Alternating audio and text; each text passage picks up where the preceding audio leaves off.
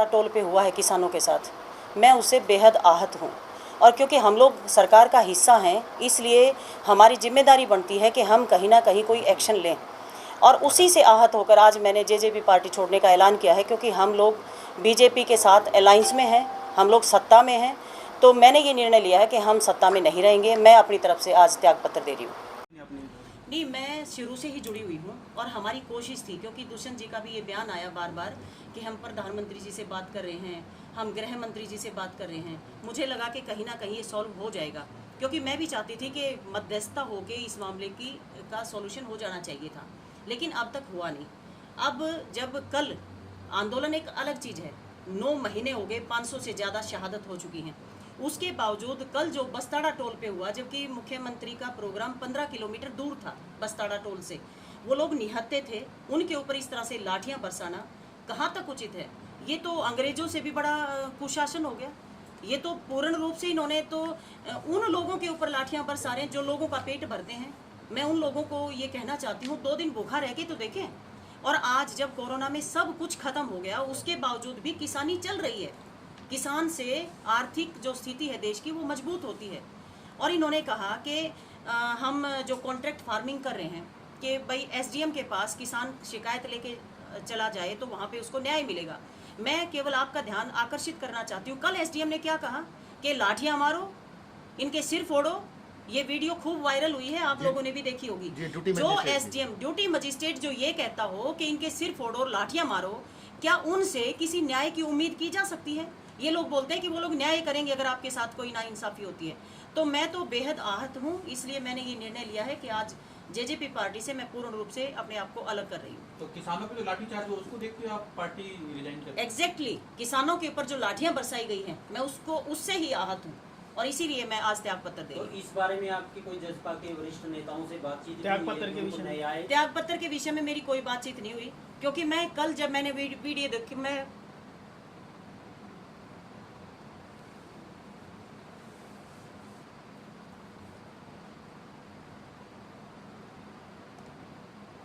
बता नहीं सकती मैं कितनी दुखी हूँ। क्या वो देश के लोग नहीं हैं? क्या उनको अधिकार नहीं मिला? क्या वो आंदोलन नहीं कर सकते, अपनी बात नहीं रख सकते? क्या इस तरह से लाठियां मारेंगे बुजुर्ग लोग बैठे बेचारे? इनको जरा सी लज्जा नहीं आ रही कि ये क्या कर रहे हैं। तो मैं इससे बेहद दुखी हूँ। मेरी किसी से बात नहीं हुई है। जब शुरू में आंदोलन ये शुरू हुआ, पीपली से जब ये शुरू हुआ था, उस वक्त जब ये दिल्ली जा रहे थे किसान, तो बैरिकेड्स लगाए गए, वाटर कैनन इनके ऊपर छोड़े गए, लाठियां बरसाई गई, सब कुछ किया, आशु गैस के गोले छोड़े गए। उसके बावजूद हमें लगा कि कहीं ना कहीं एक मध्यस्थता होके, वार्तालाप होके और ये चीज़ हो जाएगी। लेकिन उसके बाद इन्होंने जब हिसार में कोई भी कार्यक्रम इनका होता है तो ये किसानों को टारगेट करते हैं। इन्होंने किस तरह से, अरे ये चाइनीज थोड़ी लोग हैं जिनके किले गाड़ी जा रही हैं, रोड जाम किए जा रहे हैं। किसान तो एक तरफ बैठा है, किसान एक तरफ बैठ के अपने आंदोलन कर रहा है और केवल ये डिमांड कर रहा है कि हमारी बात सुनी जाए। लोकतंत्र में आज तक कितने आंदोलन चले हैं, क्या कभी भी ऐसा हुआ कि कोई सरकार उनकी बात ना सुने? ये तो हमें संवैधानिक अधिकार मिला हुआ है कि हम अपनी बात रख सकें, और हमारी बात कोई ना सुन के उनके ऊपर लाठियां मारे, ना सुने, यहाँ तक भी एक बात समझ में आती है, लेकिन उनके ऊपर लाठियां बरसाई जा रही हैं। क्या किसी भी आंदोलन को किसी भी तरह से ऐसे कुचला जा सकता है? नहीं कुचला जा सकता।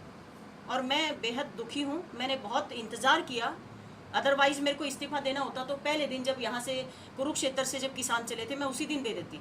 लेकिन मुझे उम्मीद थी, और मुझे ये उम्मीद इसलिए भी थी कि क्योंकि दुष्यंत जी ने हमेशा ये कहा कि मैं किसानों के साथ खड़ा हूँ, तो मुझे ये उम्मीद थी कि वो लगातार वार्तालाप, कहीं ना कहीं एक चर्चा, मध्यस्थता करके इसको सॉल्व करेंगे। लेकिन जो कल हुआ है, इसके बाद मैं इंतज़ार नहीं कर सकती। तो अब इसके बाद कोई पार्टी का दामन थामेंगे? नहीं, किसी पार्टी का कोई दामन नहीं थामना।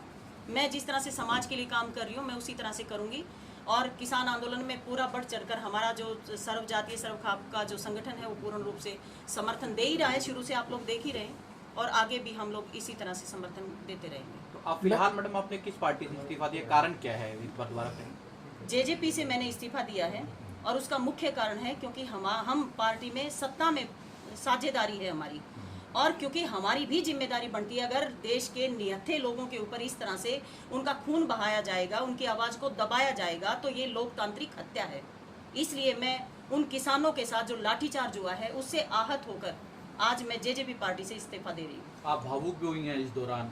देखिए, ये बुजुर्ग लोग जिनके ऊपर लाठियां बरसी, आपने खून देखा होगा, खून इतना महत्वपूर्ण है कि हम ब्लड डोनेट कर दें ताकि किसी को खून काम आ जाए, लेकिन जिनके शरीर में खून है उनको हम लाठियां मार के उनका खून निकाल रहे हैं। ये कहाँ का लोकतंत्र है? अभी थोड़ी देर बाद आप रवाना हो रही हैं किसानों को मिलने के? बिल्कुल, हम किसानों से लगातार मैं मिल ही रही हूँ, लेकिन अभी भी मैं किसानों के साथ जाऊँगी और मिलूंगी।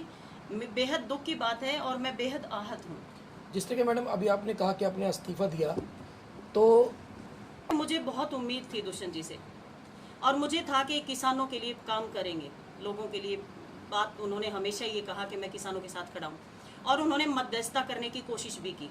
लेकिन मैं तो ये कह रही हूँ, जब जहाँ जिस पार्टी के साथ उन्होंने एक ज्वाइंट वेंचर उनका है बीजेपी के साथ लेकर चले हैं, तो उनकी बात को अगर वहाँ नहीं सुना जाता तो मुझे नहीं लगता सरकार में उनको बने रहना चाहिए, उनको इस्तीफा देना चाहिए। और इसी से आहत होकर मैं इस्तीफा दे रही हूँ।